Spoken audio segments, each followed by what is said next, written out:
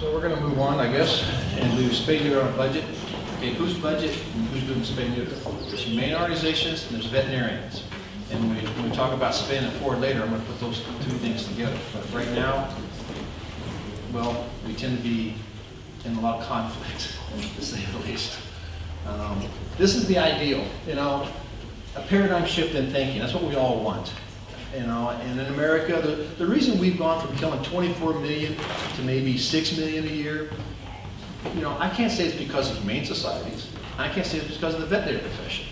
You know, it's just overall difference in our society being more aware. I can say it's almost as much due to something like, you know, people not eating tuna fish where dolphins have been killed, you know, or whales. You know, we're into whales. The ecological movement. Animal welfare in general has just changed in America. Now, having said that, animal welfare, animal rights, and welfare, however you want to view it, is a financial privilege. Poor people, it's not that they don't take good care of their animals, because many of them are just as attached to their animals, more attached to their animals many times than we are, you know, than a lot of people are. But having said that, they don't have the financial resources if their dog gets hit by a car to fix a broken leg. You know, that's just this economic reality, you know. But generally, as the education level and the income level goes up, then how you treat your animal becomes different. All right, there is a direct correlation there. Causation, I don't know. But certainly you can't give your animal the best optimal medical care in the world if you don't have the money to do it. So that's the big dichotomy. You know, how can we as veterinarians, on one hand, with one client, in America, it's not uncommon for someone to do a $6,000, $8,000, $10,000 surgery for a plate on a femur, but then the other option is we can put it to sleep. Now, does that make any sense? You know, my time, you know, so what you're saying to the people is that my time is worth something, my education is worth something, but technically, the intrinsic value of that animal is worth nothing. Because if it was worth something, I might try to come up with some other way of fixing this leg or do something else. But if you can't pay me the $10,000, I'll kill your dog for you. I find that absolutely fascinating. I mean, it just blows my mind. It's like there's no in between. You know, so we do in my clinic, we do a sliding scale. I will do a bone surgery for $100, you know, and I'll do a cardiac surgery for free because I like doing them, and you don't get to do very many. So, you know, I mean, you know, I actually pay the people, quite frankly, you know. You can't necessarily tell them that, you got a business. But the point is, you know, we do a sliding scale, and we start at a certain price, and, you know, we kind of take people and turn them upside down, try to shake euros out of their pockets or whatever they have, you know. And if you get some, great, but if you don't, as long as they care about their animal, I'm going to make a commitment to them and try to do something for them. Now, if they don't care about their animal, then I'm going to have them sign it over to us. We're going to fix it anyway, and then we're going to adopt it and make our money that way through adoption. So, you know, as a person in the welfare profession, I didn't get my degree to kill animals, especially animals that I know I can correct the problem of. Having said that, as a businessman, you know, the other side of me, the other part of, you know, the devil on this side is saying, wait, you have to have money. You know, you got to make money somehow. And that's one reason I have a nonprofit, is we fundraise through our nonprofit, and we subsidize some of the things we do for our for-profit. You know, so there's ways to balance that, but we really want people to think about their animals differently. We want a societal shift, and it is coming. It's here in one sense, and I'm here to tell you this, guys, all the men in the room. My class was the first class, 1989, had more girls than guys, all right? But since then, now 95% females, all right, coming out of Colorado State. So I call it, you know, trickle-down welfare, you know, trickle-down compassion. But the reality of it is, our profession is changing, and it is being driven by women. And as men in this profession, we got our choice. We can either be up there as first mates or captains of this ship, or we can be drugged behind like anchors. But as we all know, we ultimately give in to the women. All right, they're going to win no matter what. All right, so we better figure out a way to be the captains of the ship, or at least pretend we are. You know, they say behind every great man there's a great woman. Yeah, stand back there with a 2x4. Okay. No euthanasia of healthy adoptable animals. That's nice, and we talk about it all the time. We don't euthanize adoptable animals. Define adoptable. See, this is where you, and we're just now getting to the point in Europe, in the UK, they argue over those points. Fine things. You euthanize a cat because it has ringworm.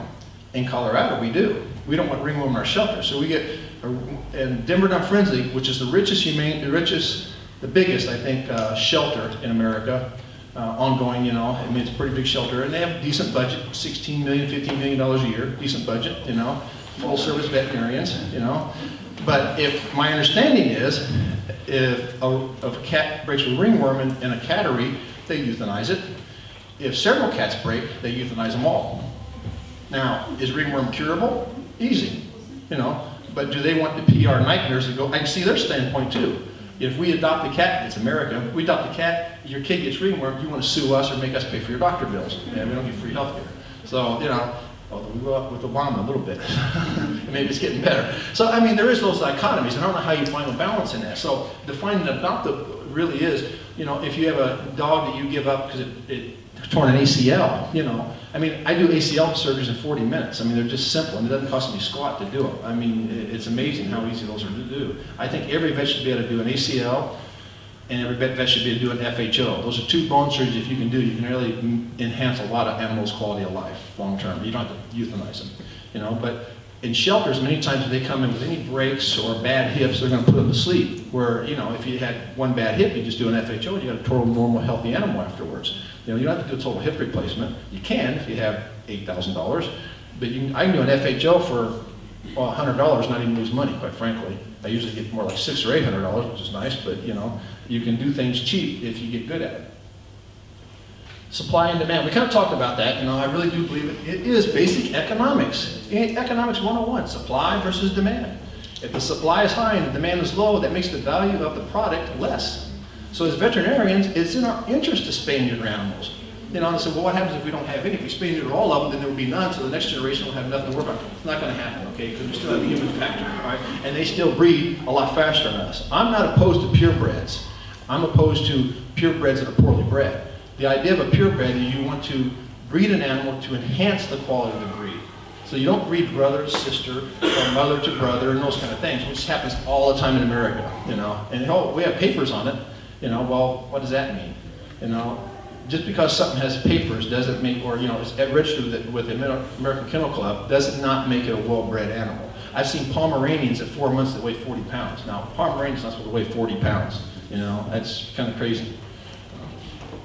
And ideally, we spay and neuter, well, anything that's not a breed standard. I do work with one lady who's a breeder of Abyssinian cats, and she fixes all her animals. Which, if you're a breeder, it's genius because no one can breed her animals. She has really quality cats, but she doesn't, you know, when she adopts them, she fixes them before she adopts them out. And I'm thinking, you're doing it right. You're making money, and you have a good cattery, you take good care of your animals, but no one else can breed your animals. So it's, you know, if breeders actually thought about it long term, they would do a better job of that. They'd have really good quality. You know, and then you fix most of them. In case you might do one on contract and it's going to go on to be show dog or something like that, or people pay more premium price for something that's not, you know, that's going to be potentially breedable, because that's you just sold something to your competition, you know.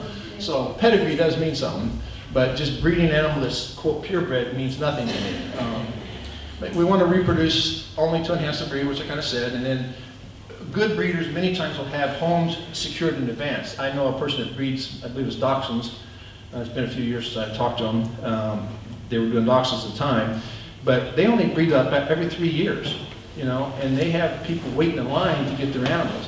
You know, I can't argue with that, you know, I just can't, because I like Labradors. So, you know, now luckily in Colorado, there's lots of labs in shelters, so I don't have to go, but there's some breeds you don't find in shelters, you know, I mean, they're just so people want a specific breed.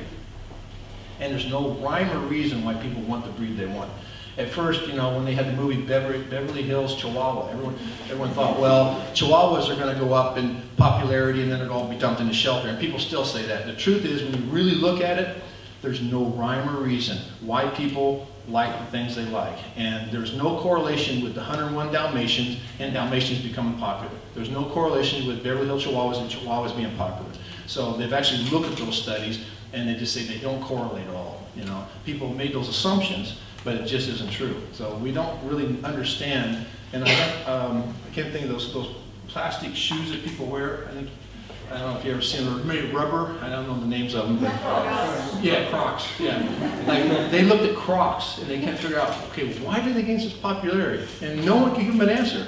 And of course now they're going down, they're not that popular anymore. So, you know, but it's just, when it comes to marketing, you just don't know what the next fad's going to be, you know. Labradoodles are kind of big in our area. They were for a few years. Now Labradoodles are already, you know, and they're decent dogs because they've got a lab. It doesn't have to be a decent dog, you know. So, but you know, I mean, they're just not that popular anymore. And all of a sudden now I see these giant breed dogs around. Everybody's back to like Great Danes, you know, and Mastiffs, you know. And I said, well, if you like osteosarcoma, it gives me work, so you know, it works out. We're downsizing now. What's that? We are downsizing now. Oh, you're downsizing? Yeah. Yeah, I mean, that's it. It's every individual place is just totally different. One part of the country is different than another part of the country, you know. I understand a lot of the problems here have to do more with the hunting dogs, you know, and if they're not a good hunting dog, and, you know, I have to admit, my stepfather was of that generation. If your dog didn't hunt, you just shot it, you know. I mean, you didn't take it back home. You got out there, didn't hunt, okay, boom, you go back and find another hunting dog. And so, you know, a lot of that is generational, without a doubt. You know, it is certainly generational, and it's certainly educational, you know, and those are the kind of things we can do. Humane education and animal legislation are really important, you know. Every group should be doing that. Every veterinarian should be doing that. As veterinarians, we're in the best position to advise, you know, if there's such thing as really advising a politician, you know, I mean, but I mean, in one sense, we should be the experts. You know, so when they make these stupid animal laws, it's like, who'd you talk to about that? You know, I mean, it sounds good on paper when they pass the law that you have to microchip every animal that goes into a clinic in Australia, and you're not allowed to feed feral cats. And if you do, really stiff penalties, that's good. You think, oh, that's good, it's really going to drop the feral cat pipe. Exact opposite thing happened. Because now, the people who care about the feral cats and feed them, they're going to keep doing it, but they can't take it into the vet. So they can't get them spayed or neutered no more. You know, so what's happened is their feral cat population's, boom, gone up. So the law was intended to drop it, and it creates more of it, because they're there. You know, so, and once again, I believe cats should be kept inside or in catteries, you know, not in big groups, it's very small groups, and they should be treated like, you know, family pets. Well, I understand if you don't agree with that, and if they're in your backyard, but they should at least be fixed, you know, and no matter what, they're there. So, and they're there just as long as, say, pigs in Hawaii were not natural, but they're part of the natural environment now. You know, I mean, we can just go, I mean, eucalyptus, I don't think that's natural to Portugal, right? And it creates some problems, right? So, I mean, but the point is, are you going to get rid of every eucalyptus tree in the country? No. So deal with it is my position. You know, and trying to make a law that creates more problems is not the way to go. And many times we do that. Environmental sociology, which I find really interesting. In India, or in Africa, they were looking at bushmeat. And I don't know if you know what bushmeat is, but basically you set snares all over. And whatever you catch, you sell. It doesn't matter what. It could be a monkey, it could be, you know, anything, and they're going to sell the meat, all right?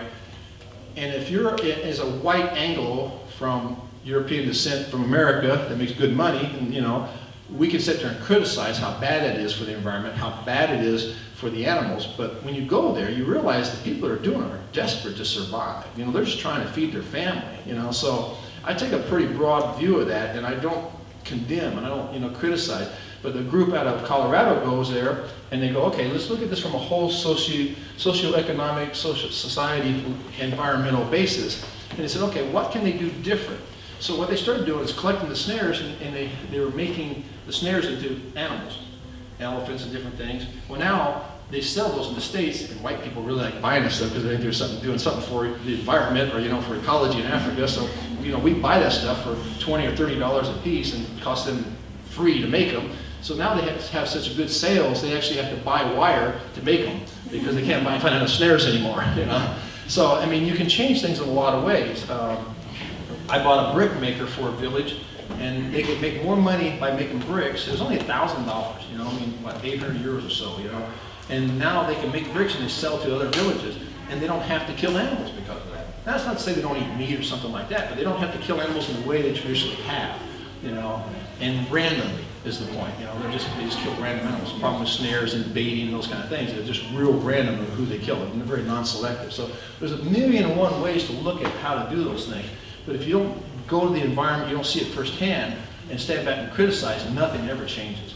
But it just shows us complex, and I got the veterinary profession up here, it should have been down there, but I did put, you know, supply and demand, friend versus foe, you know, and then lowering the standards. The big complaint for me, about me in Colorado, is I lower the standard of veterinarians.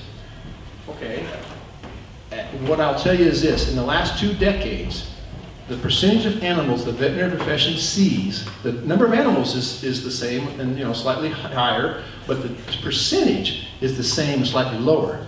Why is that? But yet, you know, we have 96 million cats in America, 82 million dogs, depending on who you read, more or less. So my position is, we're missing the vast majority of those animals. We never see them, you know, or we see them once in our lifetime. So if we market ourselves better, if we lower our prices and do volume, we can make every bit as good much money. You know, now, do I get to do a bone surgery? Do I get to put a plate on everything that comes in my clinic? No. But why is the plate better than a KE? Why is a KE better than an IM pin with a cast? You know, when do we become so elitist that we have to do something a certain way or we won't do it at all? It's ridiculous. You know, if I can't do an MRI on your dog, I can't do a disc surgery. Well, we didn't have MRIs, you know, coming out of school, and we did all kinds of disc surgeries. You know, they were doing disc surgeries back 20, 30 years ago. You know, so medicine's great, you know, and the evolution of medicine is great. But taking human medicine and shifting it over to dog and cat and say you have to do it this way, or there's nothing else, we'll just kill your dog, that's the other option, or you'll kill your cat.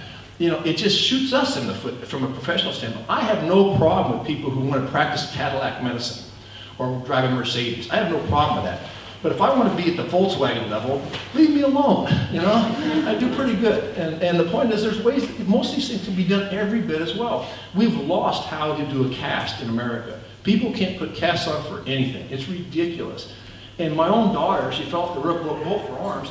They didn't go and pin her arms. They didn't, you know, they cast her arms. They lined her up and cast them. You know, she was walking around like this for I don't know how many weeks, you know? So it's good enough for humans, you know, and I do low-cost vaccine clinics. We do not give exams. People don't have money. So they stand in line and we vaccinate their dogs. And I've been doing this for 20-some years, and there's lines blocks long every Saturday at my clinic. We've always done it that way. And the vets board doesn't like it. We should be doing it as total physical. I go, my own grandchildren can go in and get their shots for free. They never see a doctor, it's a nurse. They just walk in, they give them a shot, and they walk out. They don't take a pulse, they don't take their temperature, you know? So it's good enough for humans, why isn't it good enough for dogs and cats, you know? So we have some real double standards, and we don't use a lot of common sense when it comes to medicine in general. Most humane societies would consider veterinarians their foe in some ways, but I'm here to tell you, for all the people who have humane NGOs or are part of a humane group, veterinarians are asked to give more than any other group in society. We do not have free veterinary services. You can go to your hospital and get some care. Even in America, we don't have, you know, 50 million people don't have insurance, but they can find some care somewhere. Now, if they get lung cancer, okay, they're probably going to die because they don't have enough money. So, but that, hopefully Obamacare is going to change some of that. But having said that, just as a general rule, people have options. Animals don't have options. You know, they really don't. So, so people will just naturally think, well, if you're a veterinarian, you have to care about the animal. And they say, I have no money, but fix my animal. I need some money. Oh, you don't care about the animal. I just want to punch him in the face, you know? I was like, of course I care, but I'm also a businessman. I also have to eat. I have to feed my kids. I have employees I have to pay. So, you know, when I say if you're an NGO or you have a humane society, don't be afraid to spend some money on your veterinarian. Now, are we going to arm wrestle over the price? Of course we are. You know, I want to get a little bit higher, you want to get a little bit lower, and that's good. That's just, you know, that's bartering. And, you know, the thing about what Dr. Lima is doing is she's working with the community, and I'm here to tell you, I've never met a vet that did that didn't get paid back 10 times what they gave out. And that's, we're not good business people. You know, we tend to be pretty smart.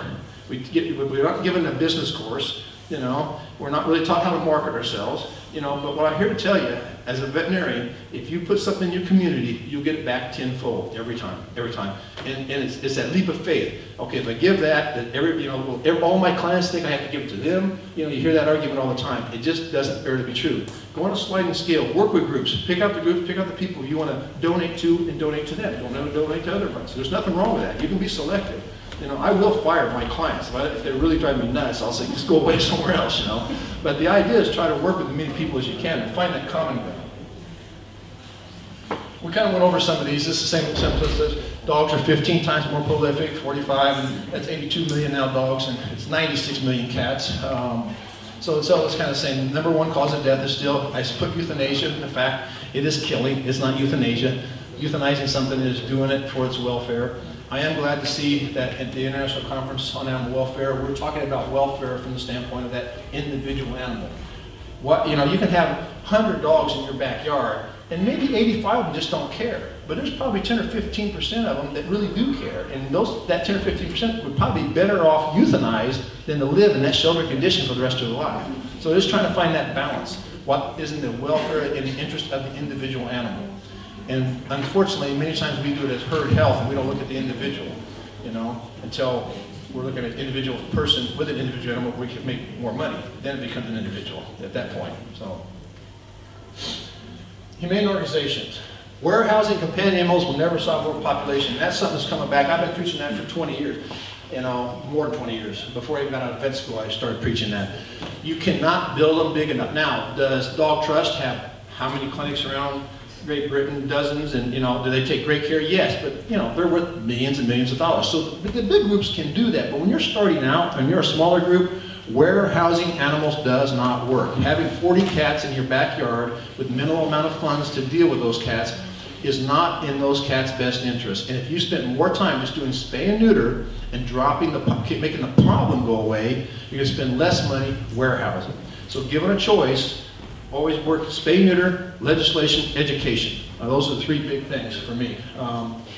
I do think we have to confront and talk. Animal people are good people. That's who we want as our clients, right? The people who have dogs and cats. You know, in this case, maybe goats around here, I don't know. So, but the point is, you know, we can't turn them all away. We can't be mad at all of them, because if then we don't have any business. You know, so it does us some good as a profession to interact with them and get their point of view and find out, you know, what's important to them. And for cat people, yes, all cat people are crazy, and I say that in a nice, warm way, you know. And I know my wife's the same way, you know. So, I mean, cat people are a little bit off from time to time, and you get in some really strong arguments, and we have them at the international conferences. You know, do you test? Do you not test? When do you test? You know, what do you euthanize if it's leukemia positive? Do you euthanize if it's, you know, AIDS positive? I mean, there are no easy questions there. And you do arm wrestle. Well, I'll say as a veterinarian, I have a code of ethics that I go by, and I don't vary from it. I don't vary from group to group. This is my bottom line. I won't go below that, whatever it is, and no matter what. And that's all you can do, is develop your own code of ethics and keep it. But just, I'll say this, it's better to be consistent and wrong than inconsistent, okay? From a public relations standpoint. If you're inconsistent, it'll come back to bite you, and you do not want it. So you can look at some of the rest. I mean, per vote, I'm a big promoter of early spay neuter, but I just, you know, it's more important just to have a spay neuter program. If you don't want to do early, well, at least you're making a difference to some degree. For the future in veterinary medicine, once again, something we're not taught. How many was taught anything about nutrition? You're not taught much about nutrition, if any, you know, for small animals in particular. What are you taught about behavior? What are you taught about behavior modification? Virtually nothing. You know, so in a lot of ways, in America, food is a big thing, you know, going to raw diets and those kind of things. So there's a lot of money to be made on the food side of stuff, not just commercial foods either. And there's also the #1 cause of giving up an animal for a shelter in places like the UK and America is going to be behavioral problems. Now you can take that animal to a shelter, or you can take your local vet and say, okay, how can I fix this behavior? Now the problem with veterinarians is we don't learn much about it, so we just say, well, here, take this pill. You know, maybe that works, maybe it doesn't. Maybe Boost Bar works for urinary peeing inside on certain cats at certain times, but it doesn't work all the time, you know. Maybe amitriptyline works for inter-dog aggression sometimes, not all the time, you know. So, you know, but the point is, if we knew more about behavior and those kind of things, and we actually charged for that, there's a whole new field developing in that way, and people are getting rich off of it that aren't veterinarians. So why shouldn't we capitalize on that? And as veterinarians, shouldn't we know a little bit about the species behavior that we want, you know, I mean, that we work with? I would think that would be important to us, but it is definitely something that's lacking in our profession. But I do think there's going to be a lot more of it because it's driven by money, once again. Neutering brigade. This is regional captains. This is kind of what Chris has done. She didn't realize it, but finding people who care, and then they provide, you know, I have the easiest job in the world. I go to Mexico, we did almost 3,000 surgeries down there in 6 days. All I do is fly in, drink tequila, eat good, and then go to work for a few hours a day, you know. But all the setting up, the organization is all done by non-veterinarians. You know, they feed us, they house us, they do all, I have a clinic there, so I have to stay there, but they house other people who come internationally.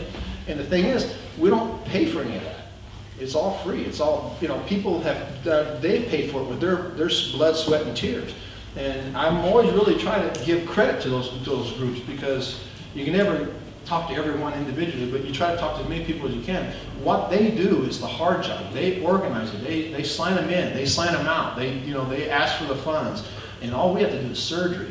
I mean, what's easier than that, you know? I mean, really. So I really do find those people. They help with fundraising. They're a political force. Say, okay, we have a problem with cats in this one area. What can we do about it? Those people don't want to fix those cats. Those cats are causing problems. Can we get animal control involved? You know, and if you have 10 people, I'm here to tell you, a small community, if 10 or 20 people call the local mayor or the local whoever's in charge, they respond to that because they want to get elected next time. So they think, oh, you know, because they don't get calls every day. You know, so if all of a sudden 10 or 20, 30 people call them, okay, what's that about? They may not agree with you, they may not like you, but if there's political reasons, they'll do something. You know, if they think they could benefit from it, they'll do something. I don't want to malign all politicians, they're not all that way, but you know, politics is politics for a reason. So, but they once again be a political force, work with local veterinarians. They can pinpoint problem areas. You know, as a veterinarian, I'm sitting in my little clinic doing my work. I don't know where all the problem areas are. I don't have time to go out and look for the feral cat colonies, but everyone has a feral cat person or a dog person. Every block, every area of town has one or two of those people. Those are the people you want to contact. Those are the people you want to talk to. If you really want to get to the root of the problem, that's where you have to go. And you can either do it as an individual, or you can have someone else do it for you. I kind of like when someone else does it for me. It makes it a lot easier for me. And organize events like this. I mean, you know, all the baked goods and all that, from understanding, it's all different people. Just, you know, I'll bring this, and you put it together, and they're going to sell that, and they're going to make some decent money and help pay for some of this. I mean, as a veterinarian, does Chris have time to do that? I don't think so, you know, and still do your job. So it's trying to find that balance. And so don't be afraid to use those people. They want to be used. And I don't mean that in a negative way, but they want to feel like they're contributing to a solution. They know there's a problem, they see it, they're sensitized by it, sometimes they're enraged by it, but there's no outlet for it. And if a vet comes along and says, I'll give you an outlet for it, well, you just open the door. You know, and it's great. It's great for the vet. It's good. It builds up their clientele over time, and it's just a positive thing all the way around. It's the right thing to do for the society and the community that we live in. That's the most important thing. And for the animals, which all together. Same things I've said, you know, minimize your overhead while maximizing long-term goals. Money's limited. You have to use it wisely. You know, for the groups, this is more for the groups out there. You know, how many animals can you warehouse? How many animals can you spay and neuter? What has the greatest impact in your community? Those are all questions you have to ask yourself. The problem is, as humans, we do what's in our interest. I wouldn't do this if it didn't make me feel good. I mean, if it hurt every time I did this, I probably wouldn't do it. You know, I mean, it's just the reality of it. That's kind of being human, you know. Having said that, I also feel like you know, apart for whatever reason in the back of my brain, I have this need to be involved in my community. I happen to coach at a high school in my community too. I've done that for 20 years. You know, so we're always in the newspaper for the team, for coaching, or for something, you know, and that's a positive thing. It's good for my business. I like the fact that I can walk down the streets and people know who Dr. Young is. Or if I go in, people want to buy me a beer sometimes, you know. That's nice. It makes you feel good, you know. So there's nothing wrong with making yourself feel good about life and trying to find that work in the community. That's the way to go. I just think in the long run, it's a much more rewarding life. Peter Curley, the Rex Foundation, is a good example of who's doing it right. Patty Chan in Panama, there's people doing it right all over the world. And you know, we'll talk a little bit more about my model in the next talk later, but Hungary, if you look at the Rex Foundation, Peter was given a choice. He was given this land, tremendous amounts of land by the government, and they said, well, we have money available, we want to help you out. How can we help you? And people in his group said we needed more shelter, more cages. We have a space for 100 animals. And Peter said, no, that's ridiculous. And instead, they built a whole new spay-neuter wing, and they got a trainer on staff. So they train animals. You bring a problem, they'll try to train it and teach you how to correct the problem, and then they spay and neuter. All right. Now he could have had 200 or 300 more kennels, but once again, what do you do with that? Because they don't adopt 200 or 300 more dogs every month or cats. You know, so just building kennels doesn't make sense. Educational programs, legislation, it's always those are the three things I always drive home. If you're a group, you have to be doing legislative work, be involved with government, and you have to be able to go into schools and do education, change the future, all right? So you're just not pounding your head on the wall. But, you know, I mean, we do about 18,000 surgeries a year out of my clinic. all right, and we do about 40,000 consults out of the year, so about 60,000 people more or less a year that we go through our doors. So, but we're an unusually large clinic. I have 6 full-time vets, 5 surgery tables in my surgery room, so, and they're full there all day, you know, pretty much. You know, having said that, we don't do just spay and neuter, we do full service hot stuff, so it's bone surgery, all that. Same with the same things, you know, money spent warehousing. I can't reinforce them not. And there are things worse than death, and that's the point you got to remember. Cats, dogs, you go back to those 5 freedoms. They need to be able to move, act, react in their normal behavior, the ethology of those animals. You know, the telos of the animals, if you will. You have to know what makes up that dog, what makes up that cat. So just to shove 5 cats in a cage or 3 dogs in a small room is not the answer. And I'm going to go over these. These are the big financial factors right there. And we'll just go, I'll show you some of the things, how we get around some of that. All right.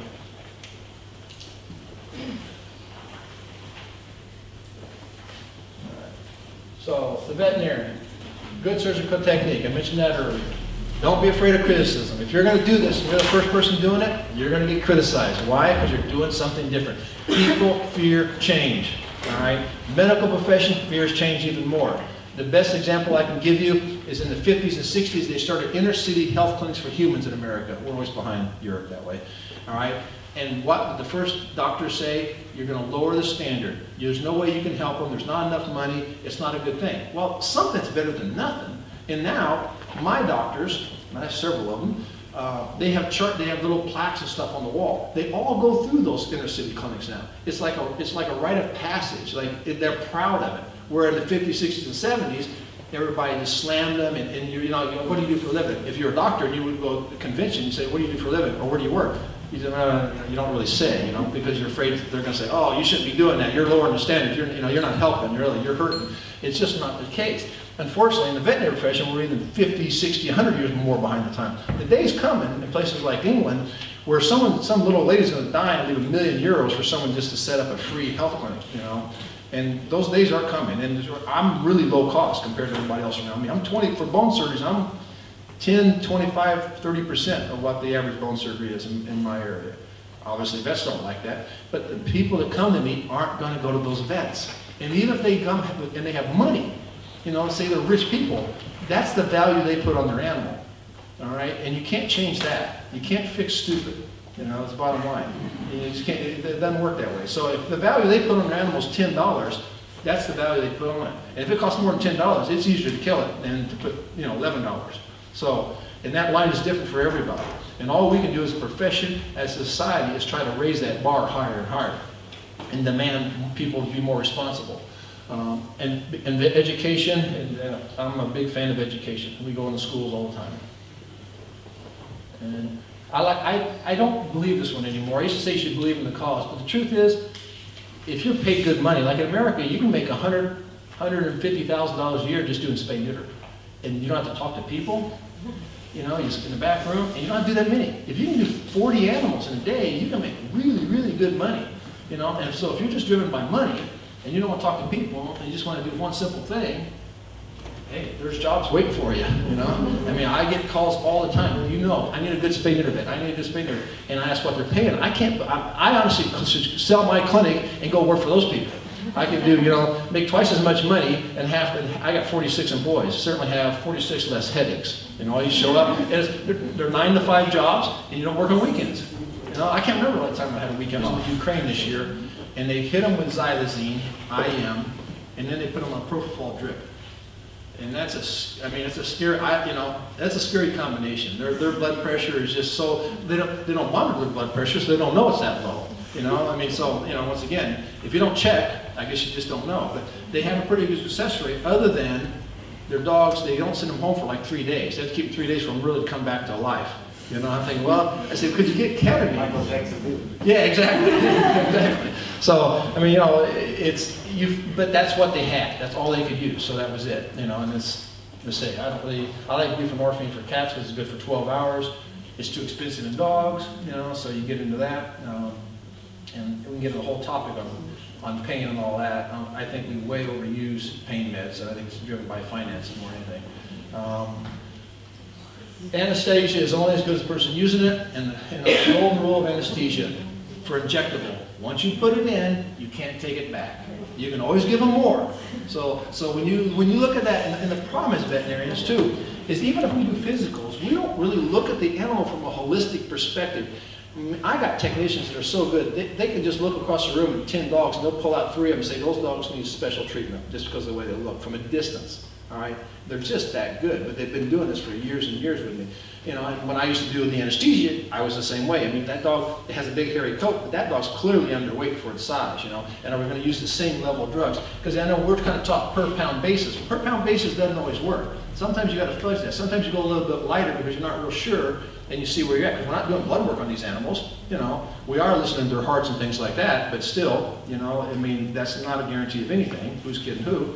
So, you know, you do have to get to where you look at the animal from a holistic perspective, from a whole body perspective, not just it's X number of pounds, all right? It's more than just X number of pounds. It's an animal. It has a life. When in Rome, do as the Romans do.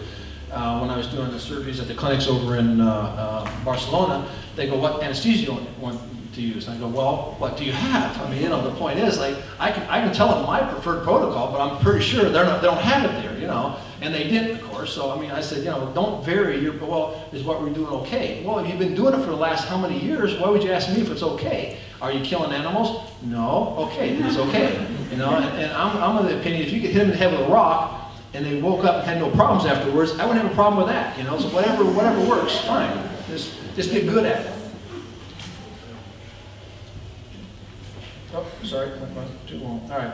The surgical equipment.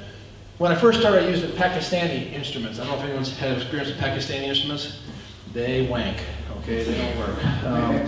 Especially when we start doing instrument ties, because we tie the ovarian on all cats. I haven't tied cat ovary vessel in 15 years, you know, with suture. I mean, it's just incredibly great. Even a pregnant cat, you just strip it down, you tie with an instrument, you're done, boom. You know, it's just fast. But when you first start doing it with Pakistani, it slip. You know, well, then you got to open the cat, you got blood coming up, and that's a problem. Okay, and now I have good German quality, no problem whatsoever. And it's really, really rare I have a problem with that. And it's just so much quicker, and it's the way to go. And I never had a post-operative problem if it's properly tied. So it does affect outcome. It can affect outcome. And the other part of it is, you know, once again, as vets, you know, I started out as a real cheapskate, and I wanted to buy the cheapest thing because I didn't have any money. But then you realize, okay, if you buy the more expensive thing, guess what? It lasts for 5, 10, 20 years. With this, that lasts for 2 years. And, you know, when you're first starting, you may have to go cheaper. And as you start making money, then you buy better, you know, and that's kind of what I've done. Now I have, I think, 4 knee packs, you know. I used to have 1 knee pack. Now we have 4 knee packs. I used to have 1 KE pack. Now I have small, medium, large, extra large KE pack, you know. So we just, as time goes on, you make more money, you just change what you're doing. And that's my basic surgical pack. That's it. I mean, there's not a whole lot I can't do with that. Obviously, if I'm going to be doing a spleen or something like that, I might double up on some things. But we have specialized packs for specialized cancer surgeries and things like that, and bone surgeries. So, monitoring stuff. Esophageal stethoscope is literally $5. You know, that monitoring device there, that's blood pressure, heart rate, all that kind of stuff. That's $5,000. Well, you tell me. You know, if you can afford it, that's great. You know, I've got no problem. You want to use it. But if you're going to use that, then you have to pay for it. If you're going to pay for it, then you have to raise your prices. You know, so once again, it's finding that balance. And I'm here to tell you, and I cannot stress this enough, technology will never replace human vigilance. Never. In my surgery room, and I'm not bragging, but I can sit on my surgery table, and I'm looking at 3 tables there, 2 tables there. I know what's going on every one of those tables. You know, but I've been doing this for so long, and I know what's going on. And guess what? I don't need them. We have pulse oxes and all. I hate them damn things. They beat their, you know, I've sat there and seen a dead dog with a heartbeat. You know, how's that possible? You know what I mean? The pulse oxes are horribly unreliable. But I take my finger and I go right down to the ascending aorta. Boom, boom, boom. That's a good pulse. Or boom. That's kind of a slow pulse. I mean, we're going to do a little, actually, we want to drop that, you know, drop the gas a little bit. I mean, it just takes 2 seconds. But all the kids coming out of school, they want every probe, and, you know, I mean, it's ridiculous what they're doing, you know, because they want technology. I'm all for technology, but it will never replace the human eye, the human nose, the human ears, and the finger, okay? Touching things is important, you know? So, I mean, it's just too sensitive. And honest to God, I really do mean I've seen a pulse ox beeping on a dead animal. It's digital technology. Yeah, yes, exactly. suture material. Now this becomes, to me, this is important. And some people will agree with me, but most people who do large numbers don't. And I say, if you say you don't have a problem, then you're not doing surgery. That's just reality of life, okay? I mean, it is statistics. And you do enough, you have never had a death, then you haven't done enough animals, because you're gonna have a death eventually. I know the first animal I ever killed. To this day, I still think about it. But, you know, if you can't get it, you can't get it. Vicryl and catgut are the two most common things around the world.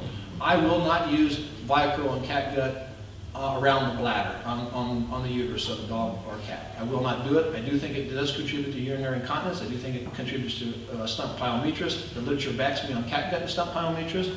But then, what do you have? You know, once again, the two places I was at in Barcelona, one was using Vicryl, but they had a lot better, they had more expensive surgical or anesthetic protocols, but they had cheaper suture. And the other place was using, you know, a little cheaper, if you call it cheaper, different anesthetic protocols that I was a little less comfortable with, but they had really nice suture material. So it's trying to find that balance. But you know, one thing I'll tell you, you save a lot of money if you go from an incision like that to an incision like that. That saves you money, all right?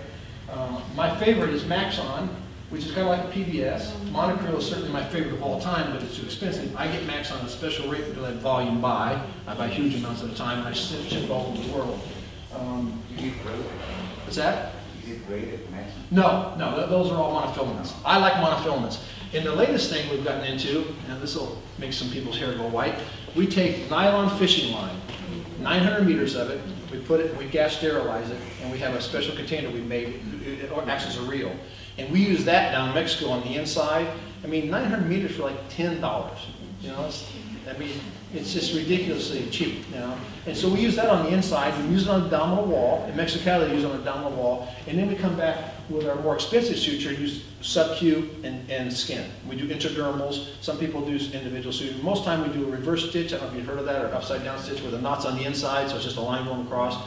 So when they lick, they don't really feel anything. I like intradermals, a little bit of glue. It doesn't matter. The point is, we put non-reactive stuff in the sub-Q and skin. And that's where your reaction occurs, okay? And then we use nylon, which is non-absorbable, all right? But it's totally inert. They don't react to it, you know? And I got nylon in my knees right there, you know? This is kind of a silicone nylon mixture composite and titanium. So the point is, we put these things in bodies all the time.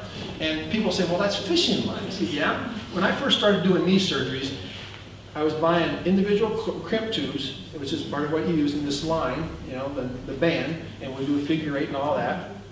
And I was buying them in packages. It was kind of expensive, and I'm cheap, so I said, is there any way I can buy like a whole bunch of that stuff? And I had a gas sterilizer and just gas sterilize myself. And they said, sure, no problem, we'll send you some.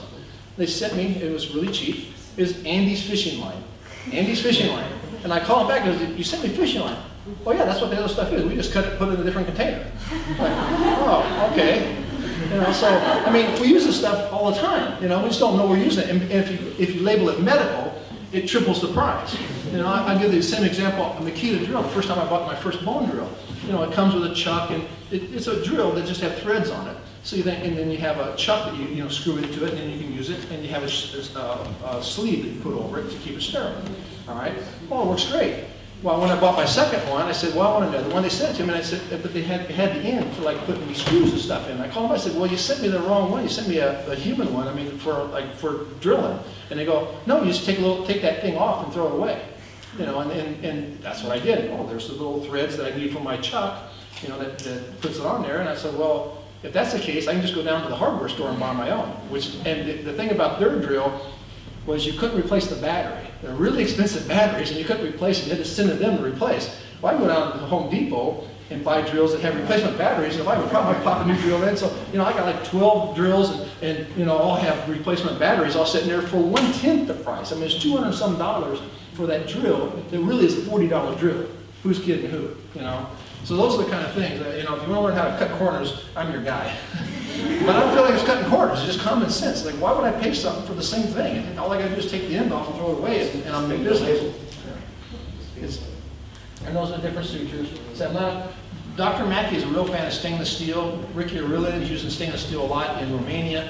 If you can get it, it's great. But there's a learning curve with it. If you're kind of tough-handed, you don't want to use stainless steel. You cut things in half. But it's a real technique. But it works really nice. And it's inert. You'll never see a reaction with it. All right, this is one of the tables, surgical tables. This is where we have caches of surgical tables and things all around the Yucatan Peninsula that we can use, and we make them. Now we're actually going, you know what an ironing board is? You know, they set up and you iron clothes on them. We use, everyone in the Yucatan is really short, so we just use ironing boards. So, you know, we just set them up and we actually do space and neuters. So most of the dogs aren't that big down there, most of the cats fit on them, so they're, you know, about yay long. But they fold down, they have legs, and they work really good. You know, and we keep them clean. So, but stainless steel versus homemade, I'll show you. I mean, that's a $1,800 table, and we have heated pads and all that, you know, and that's a $60 table from Walmart, and I make legs so I can, you know, they come one size, but you can pop off the capsule. We have these lightweight legs we put on them, so I can make the table any height I want it. So it doesn't matter how tall, how short you are. Usually when I do surgeries, when I do numbers, I'm going to have one table one height here and one table slightly lower here. So for big dogs, it's going to be in this table, which is a bit lower, which is right. And for the cats, I usually don't do cats, I usually do female dogs because that's what I'm best at. And so, you know, a little smaller dogs will be on this side. And you basically do surgery, turn and do surgery, turn and do surgery. All right? So and you do that all day long. All right? Yeah, well, that's after, and the tequila comes at the end of the day, and cerveza, of course. So yeah, see, these are the pipes. We just stick those in. We can make them any height we want, you know. So we can fit, one size does fit all. So we just carry, and now those pipes used to be heavier. We used to have a different kind of table that we screwed in. So over time, we just figured out cheaper ways and lighter weight, because now we have to travel that stuff. So when we go to, I go to Montana, these Indian reservations, we do a 3,000-mile trip through Montana every summer, and we do spay and neuter on reservation. We can just, I can throw 6 of those tables in the back of my van, throw the stuff in there. I can put stuff in the back of my van where I can do 5,000 animals, no problem whatsoever. You know, so it's just that simple. We really have it down to the system. And all that's on the Montana Spaniard Task Force site. They actually have a film where they follow a dog. The dog comes in and goes through, you know, what all goes through and comes out the other end neutered, you know. So sterilization. India has really good laws now about how humane societies, NGOs, should do sterilization, you know. And one of the things is you have to sterilize your stuff, which is great, you know, your packs. So everyone has steam autoclaves now, or pressure cookers, whatever. When I was there in 2000, they weren't there yet, and I remember we were teaching a class, and they were baking, you know, they boiled the instruments, and then they set them out, which is in an environment that's not that clean, number one. But then the second thing is all the vets who hadn't washed their hands, and they say, oh, look, no, there's an instrument here, and then they go back, ready to do surgery yet? You know, it's like, well, now it's not sterile no more. I mean, they didn't have the concept. And I asked one of my Indian friends, I said, I mean, don't they get sterile? He goes, well, in India, we kind of feel if you can't see it, it doesn't really exist. You know? And it's like, so, I don't know. I mean, if you look at their new animal welfare and how to do spay and neuter, it's really pretty progressive. And, you know, it really spells out you should have drapes and all this kind of stuff. But then it hasn't trickled down into reality at the floor level, because the vets I worked with last time, they set up, they had the drape, big old drape, they had sterile pack. They set the sterile pack in the table, and the dog was a little bit light, so his tail was doing this over the top of the sterile pack, you know. They didn't think anything of it, you know, just push the tail to the side and start doing surgery. Okay, that kind of defeats the purpose, you know. But that's down there, a lot of times they'll keep those animals for 7 to 10 days because of post-operative infections. I go, think how much money you could save by not having to do that. You know, by having incisions half the size, a third the size, gluing them, doing intradermal, not having reactive suture material, and keeping your pack sterile. Seems pretty basic. I'm a fan of, I always start with all my packs are steam sterilized, but when we do mass clinics, I don't have 3,000 surgical packs, you know, but we have dozens and dozens of surgical packs, but we do cold sterilization. And my favorite is the Novosan diacetate, not the gluconate. The diacetate is much more virucidal. I've been a lot of time researching this. And it works much faster, and we do it about 3 ounces to 4 liters or to a gallon. And we have 2 packs. So I'll have 3 sets of surgical packs. 2 soaking, and 1 I'm using. And then it goes from there to there. So we just rotate, I rotate through 3, and sometimes 4. Depends on how fast you are. Slower people can get away with 2, you know, because there's that slow in between. But the 1 pack is always soaking when the other pack is being used. So you want that 10 to 15 minutes time in between surgeries, which isn't hard. You know, I mean, especially if you have 2 soaks. So And we just have not had, you know, I mean, once again, our post-operative complications are just pretty rare. I wasn't worried about so much. I personally think you rinse stuff out of tap water and do most surgeries and not have much of a problem. I really do believe that. Having said that, I don't want to try it. But the biggest thing is, I think, is am I spreading viruses with cats? I think that's the thing that bothers me the most. You know, it's like, because you obviously are having blood, and if you're not really sterilizing or sanitizing good, then are you potentially taking leukemia or, you know, or AIDS positive and you know, mixing the blood somehow? I think it'd be remote, probably not even likely, but once again, there are no studies on it, you know, so that's what I mean. I'll guarantee you, Novosan kills about everything on the planet, virus-wise, so there's not much of an issue there. And that's, you know, that's my Tutton hour. It's like, you know, $3,000 autoclave. That's my mobile one, and you can get that in 220 or 110, so it comes with a 220 plug for Europe, and it's all built in. So you just plug that in, turn them on. I mean, you have to set it, you can't set it on something plastic, obviously, it'll melt, but that thing works great. I can put 10 surgical packs in that container right there.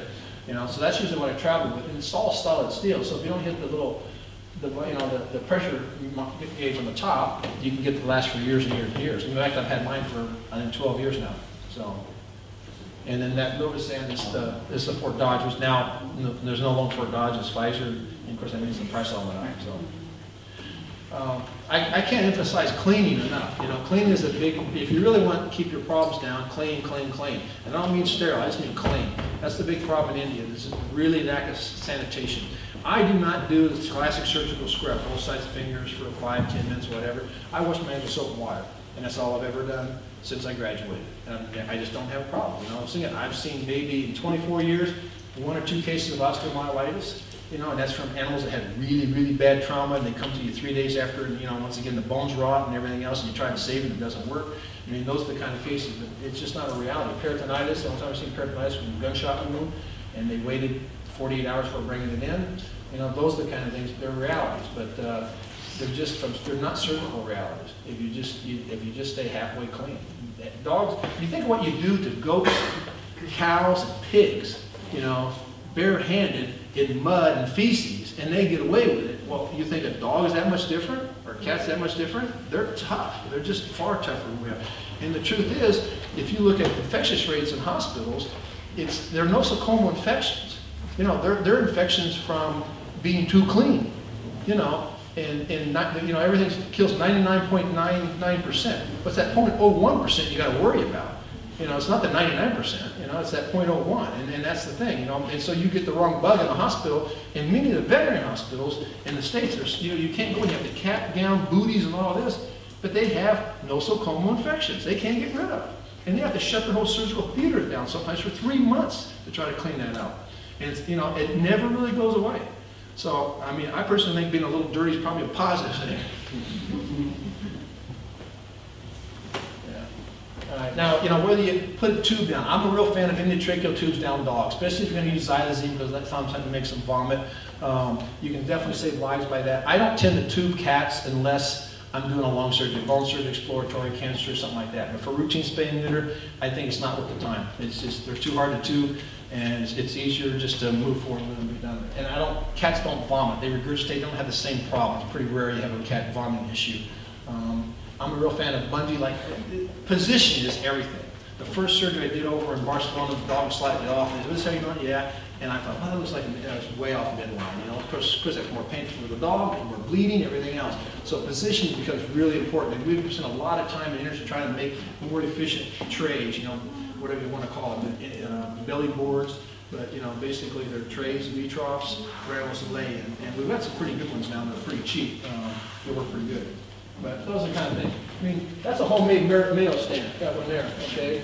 That's obviously your classic, you know, stainless steel and all that. Those are the ones we can unscrew those, take them with us, and we have all those down in Mexico. We just put them together for the shop. You know, so you can stand on a scale, hold a dynamo, or you can have a $1,000 walk-on scale. You know, depends on how much money you have. Clippers are nice. You know, in India they just use a blade and just shave them. I don't know how they do it without killing the animal, but they do. They got very good at it, you know. And my vets in Slovakia, before I introduced them to clippers, that's the way they did all dirt. I mean, they can shave an animal, and I mean, it's amazing how fast they can do it. You know, I'm just scared to petrol. I mean, I just cut myself shaving on it, you know. I can imagine the dog. And then, you know, and then there's just V-troughs, different kinds, you know, belly boards, you know, to keep animals kind of in the right position. If you're doing numbers, you have to have 2 support staff per veterinarian. And the reason I say that, we're going to do a campaign tomorrow, I believe, and you know, it's all kinds of support. I can do on a, my best day is like 69 female dogs, okay? That's a lot, all female dogs all day long. That's a lot of animals that are, you know, female, about having them pregnant, but the point is, I can't do those animals and recover them, knock them out and everything else, you know? All I'm doing is a surgery, you know? So a good vet, let's say the surgical time, I think 5 to 10 minutes for cats, 10 to 20 minutes for dogs, those are averages, you know, that's kind of where you want to be, but you always have exceptions to all those rules. You know, you'll get bigger dogs or dogs that are in heat or whatever, you drop a bleeder. Anyone says that, you know, hasn't dropped a bleeder, haven't had a problem, once again, they have enough surgeries. You do enough, something's going to happen. It's how you deal with that when it happens, you know. Don't be afraid to open them up and get in there, and that's when you go from pubis to the xiphoid process, and you pull everything out and you look down in there and say, okay, the bleeding's under control, close her up. But the support staff is where it counts. In Mexico, with the task force technique, we have the owners recover animals. So the owners are sitting there with their own animals, petting them, talking to them, and the animal wakes up much calmer because that's their owner.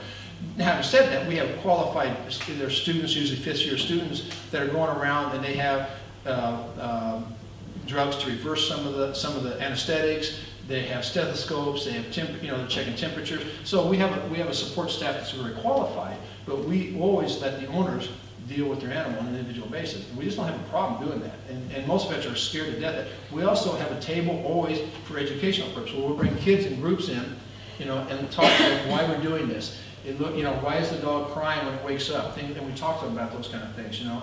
And if someone wants to watch their animal surgery, we allow them to do that. I prefer people to watch another animal and not their own animal, because it's a little different. You know, I've had several people say, "Oh, I'll be fine," and you know, there they go. You know, so I worry more about them passing out than anything else. So anyway, I really think a good technician is worth a veterinarian when you're talking mass sterilization and numbers. You know, you say, okay, we had 3 or 4 tables, we got 2 or 3 vets, do we need another vet, or do we need more technical help? The technical help is where it's at. We have the easy job.